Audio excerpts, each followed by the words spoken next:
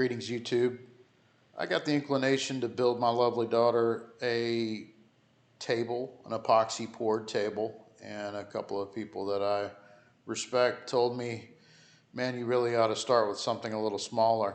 So here's my quick journey in making epoxy poured cutting boards. My wife and I went out and bought some canary wood. I started cutting it down to size. They were going to be book matched, and I put the live edges after cleanup, turned them in, and started building a mold. The mold build was pretty straightforward.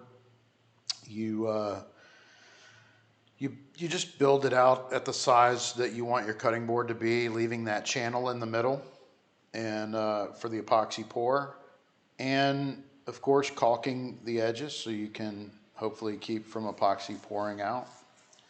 Went through the color choices. I picked four, and my wife narrowed it down to one. And, of course, this is me starting the mixing process. The one thing that was a pretty common consensus is you cannot undermix your epoxy or it won't set up appropriately. So I don't know if you can overmix it, but I spent the next 10 minutes or so mixing epoxy and stirring it off the sides and the bottom, and then mixing again. And I will tell you, watching this epoxy is pretty captivating. As I neared completion of the mixing process, I started thinking about actually pouring this epoxy, and it's a little nerve-wracking. Once you're done mixing, you can see it creates a lot of bubbles, and you don't want bubbles in your epoxy. So let it rest before you pour. And what you didn't see there is I let it rest for about 15 minutes.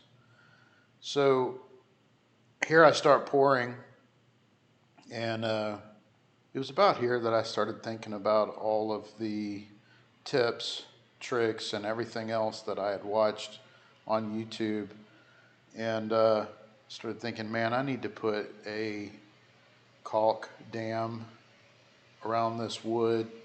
I don't really want it to spill over the wood. It's not a deal breaker, but it was important enough to me that I thought I should put one down.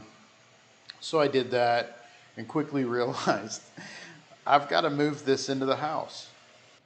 One of the things that I learned along the way and read in the instructions is that epoxy can't tolerate high humidity or high temperature. So, hello, it's 100 degrees while I'm pouring this epoxy in my garage. So, when you pour, you get these little micro bubbles that form, and you'll see me using a torch a couple of times coming up as well to pop these bubbles. So I get the bubbles popped, and you can see that I've made the move into the laundry room. The move went about as well as could be expected. I did spill epoxy outside of the caulk dam that I built, and it is what it is, right? It'll just add a little bit of work to the final product. I'll have to hit it with some hunter grit sandpaper, whether that's on a belt sander or drum sander, clean it up a little bit before I run it through my planer. You can see I've got some parchment paper there underneath a 2x4 block. I'll use that block to clamp down, because you can see that this left board is floating a little bit, which means there's epoxy getting underneath that board. So I've got epoxy on the top side and the bottom side escaping. The right side's pretty secure. It was really tight in the mold, so no big deal. Now we just wait.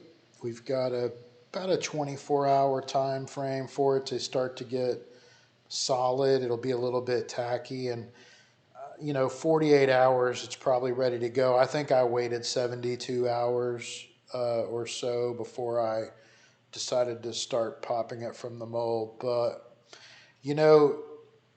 I just kept an eye on it, and of course kept an eye on the seals. You can see here. I'll show you a spot where a couple of drops started coming out from the bottom. So kept a close eye on that. I really didn't want to explain why I had epoxy all over the cabinets and floor in the laundry room.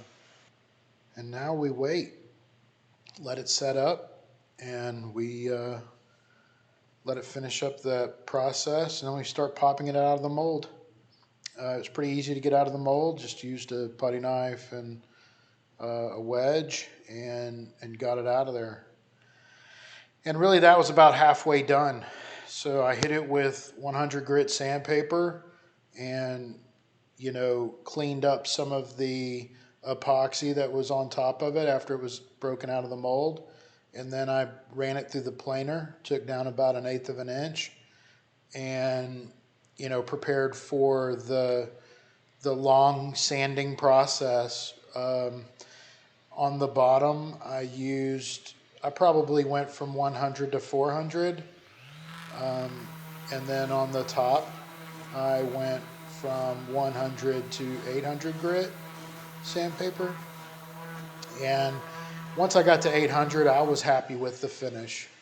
Um, and then all that was left to do was to oil it. And I kind of went back and forth on what I wanted to use, but I settled on Odie's oil. It's food safe, and I really liked the color, that darker color that it brought out in the canary wood. And I really couldn't have been any happier with the final product. It was a great learning experience, and it also let me experience YouTube and the filming and editing process. And it took me one step closer to making that table for my daughter. And I'm looking forward to the next build and seeing you there. Take care.